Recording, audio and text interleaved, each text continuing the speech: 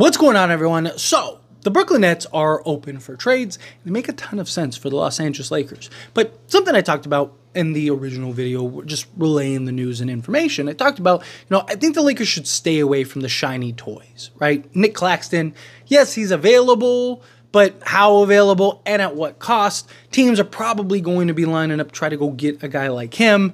You look at a team, or Cam Thomas. Teams are going to be probably lining up to go get a Cam Thomas because he's so young. He is a restricted free agent. He is so cheap just to go trade for. So you could see teams kind of lining up.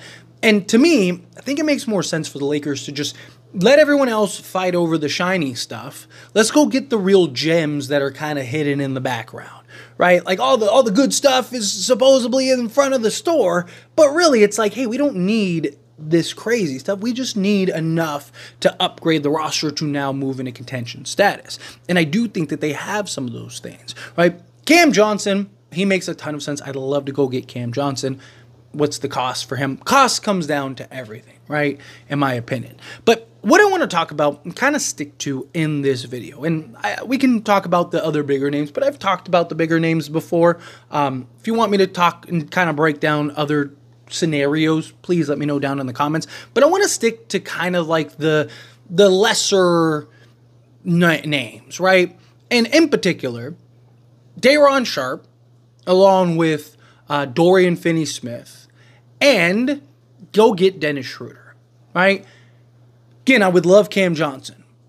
What's the cost for him? And you have to send out, I think it's like 27, 28 million in salary because he has like incentives and stuff like that, right? So you're talking about him. What else do you get? Where Dorian Finney-Smith gives you the 3-and-D. I don't think he's as good as Cam Johnson, but still, I think he fills in a need, fills in a hole. He could play 2 through 4 if you really need him to, but ideally like 2-3 range. Gives you that 3-and-D guy. You get Dennis Schroeder, who can now be that point of attack, be that aggressive, especially if he can continue to play to the level in which we've seen him play this season for Brooklyn, which I do have my concerns, right? I'm not super sold on him playing that way with the Lakers because I just think he's going to have a very different role. And we've seen, like, with Brooklyn, for whatever reason, the guy's like a 40% three-point shooter. But even when he was on, like, Toronto, he was not, he was 37.5%, but which is better than with the Lakers, but he is just, ever since he's gotten to Brooklyn, he has been a completely different player. I don't know if it's just the courts, the environment, I don't know what it is, but whatever it is,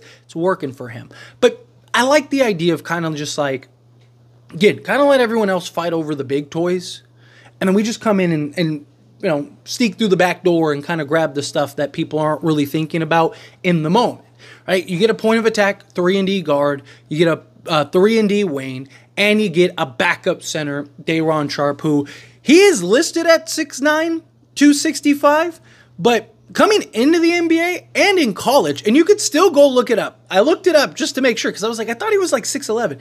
Coming into the NBA, he was listed as 6'11", 265.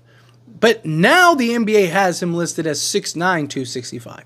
Is that like without shoes or something? Like, if so, he's wearing some pretty thick soles, but he's a guy, block shots, give you a double-double or close to it.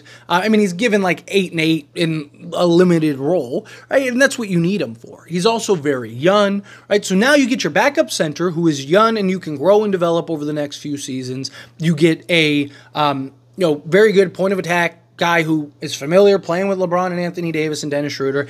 And you get a guy in a Dorian Finney-Smith who can be that 3-and-D wing. And also you still have things to go make other moves. It's kind of why I like that idea also, right? Because you look at Dorian Finney-Smith. He's making like 14 million. You got like Dennis Schroeder. He's making like 14 million. And then Day'Ron Sharpe is making 4 million. Let's just call it 35 million to be safe. Because remember, Lakers have to send out extra salary. You could do D'Lo and Rui and go get all 3 of those guys. Right? Like because you got to remember, Lakers are full as far as roster spots go. So you probably have to throw in Jackson Hayes or something like that. But you could. Technically, you could go D'Lo, Rui. Boom, there you go. All right, like, and do a 2 and then throw in, like I said, a Jackson Hayes or something like that. Boom, 3 for 3 swap. And we're in the money. Right? Like, I don't hate that idea. Dennis Schroeder is a expiring contract. So, again, you can work out a new deal with him. You have Day'Ron Sharpe, who is a restricted free agent, but I don't see him getting some like insane contract offers. Probably can re-sign him on a reasonable deal. Dorian Finney-Smith has a $15 million player option next season, which he's probably going to opt into. However, you could argue that maybe you can negotiate kind of a longer term deal. Like, hey, opt out of that. We'll give you 4 years at like, $40 million, or 4 years, $48 million. Right, so that way you kind of shed off a little salary, give Dennis Schroeder a new contract, say 4 years, $40 million, or 4 years, $48 million, same thing, and then kind of, trim some of the fat. You got LeBron James who could take whatever you need so you can go get other pieces. But I do like that because then you still have like Gabe Vincent, right? You still have Max Christie's contract if you need to, Jared Vanderbilt and his contract if you need to. Like, you can get to another, $30 million in salary or close to it, right? Like, okay, so you go, say, Gabe Vincent's $11 million, Jared Vanderbilt's $10 million, so it gets you $21 million, right? Max Christie gets you to $29 million, and then you do a vet minimum guy or like a Jalen Hood-Schifino. There's, you're 32, you could get to like $35 million if you really needed to, if you really wanted to, and you'd still be able to keep Connect, you'd still be able to keep Austin Reeves. You're not trading both first for, Dennis Schroeder, Dorian Finney-Smith, and Day'Ron Sharpe, maybe a first, but I don't even know. Like, no, I'd be more looking at like a pick swap. Who's giving up? They've been trying to get a first-round pick for Dorian Finney-Smith for years and haven't been able to do it. Right? Like, I don't think that teams are just going to magically line up and give up a first for him. They're not going to give up a first for Dennis Schroeder. So Day'Ron Sharpe's not worth a first. So you might could you get them for like a pick swap in like 3 seconds, 4 seconds, something like that? Right, and then still keep both of your first and still have like $30 million in salary to go and pull off another move, pull off another trade. I mean, you could bring in Cam Johnson if you wanted to, right? And just, really kind of unload guys, like really just kind of do like a, almost roster rehaul in a lot of ways and do like a 6 or 7 for 4 swap and then bring in like Quincy Olivari or something like that. And, Armel Traore or, Christian Coloco, and then boom, there you go. Right, and your roster's fine. Like, I wouldn't hate that. I don't hate the idea of like kind of a rehaul, right? But I'm okay with like getting like like I said, Dennis Schroeder, Day'Ron Sharpe, and then Dorian Finney-Smith. Especially if you can do that like now, get it done sooner rather than later, because then you have between now and like the trade deadline to really kind of take a step back and evaluate. Okay, like what else do we need? Right? Do we need to add in some bench depth? Right? Do we need to, hey, like, Dennis Schroeder, he's not what we expect to be. He's probably best off the bench for us, right? So maybe we do need to still go get a Bruce Brown or something like that, right? Like, go get somebody like that. Or maybe you're like, man, Dorian Finney-Smith off the bench would be better, right? Like, so let's go get, a Jeremy Grant or a Kyle Kuzma or something like that, right? Like, or whatever you need to do. If you get those guys, they're all guys that can help and impact and change the landscape of this roster immediately. And then that gives you time to just kind of reevaluate and see, okay, what do we need? Is Day'Ron Sharpe the right guy? Right? Should we look to maybe flip Dennis Schroeder? Right? Dennis Schroeder is not quite what we need. Right? Do we maybe add him to the salary and try to go get somebody else? Right? Like even if you were to get a Cam Johnson, right, and that deal, at least you have time to kind of evaluate. Okay, this is what we need. Hey, Dorian Finney-Smith, he's not working the way that we needed him to. Maybe we do need to go get a Cam Johnson, or maybe we do need to go get a Kyle Kuzma. And we can use his salary along with like Gabe Vincent to get that done. Or, maybe we need to go get another team. Or maybe a team is willing to offer more, right? Could they have a wing go down or something, right? Like, I think, look, I want the patient route. I do. I really want the patient route. If the Lakers can get Nick Claxton and Cam Thomas and Cam Johnson, beautiful, right? Go do that, right? Like, sell the farm to go get those guys. Because now you got your center for now and the future. You got a legit 3-and-D wing. And you got to prove it like a go-to scorer that can hit big shots. You can start him, bring him off the bench, whatever you want to do. Right? Like, if you can do that, I'm not saying if you can't, don't. You at least do your due diligence and inquire about them.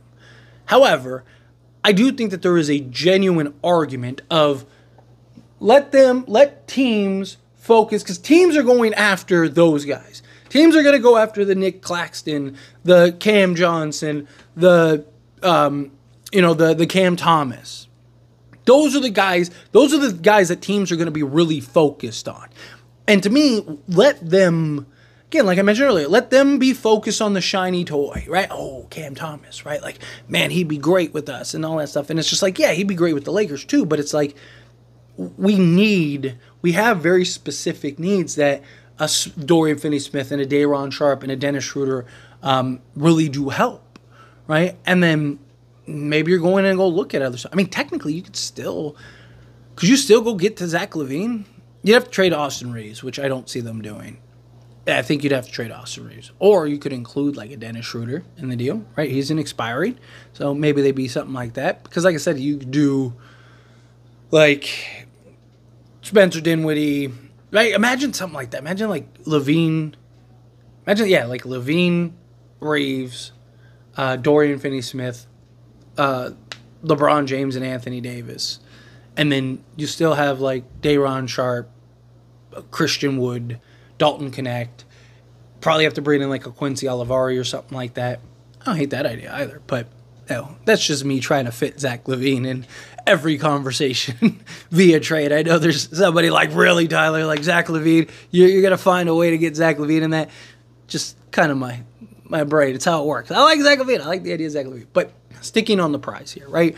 I do genuinely like the idea of just like getting those three guys and trying to get them early, right? To me, that would be the key. Like get them by like the end of the month, right? Like, hey, we want these guys. Let's get them now. Let's get it out the way. And then if you can save at least a first, ideally I'd like to have both first, but if you can save at least a first, and then so now you have a first, but a couple pick swaps, and then some second round picks, kind of take your time, get guys acclimated. Also, it would be good just to kind of build chemistry and team camaraderie and all that stuff and kind of let things grow and develop amongst this team. And then you can kind of take a step back and go, okay, what else do we need? Okay, we're inching close to trade deadline. It's been another 20 games or whatever. Okay, we could really use a better 3-and-D wing. Dorian Finney-Smith, he'd be great in a backup role, but starting, he's not what we quite need, right? Like you can start figuring out, okay, what should we look to move? What should we look to trade?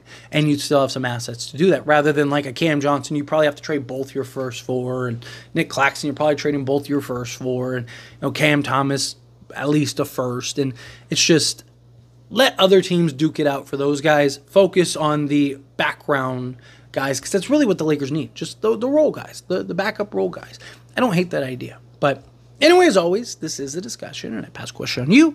Let me know your thoughts and opinions down in the comments below. What do you think? How do you feel? What are your thoughts? Do you agree? Do you think, like, yes, let other teams kind of focus on the shiny toys?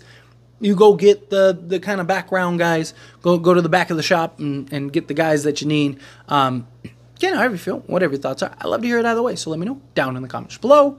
That being said, if you haven't liked this video, hit that like button. Helps me out, so we enjoy these types of videos, and I truly appreciate it. Not subscribe channel, hit that subscribe button. Turn on the bell notifications. Appreciate y'all. See you in the next one. Thank you.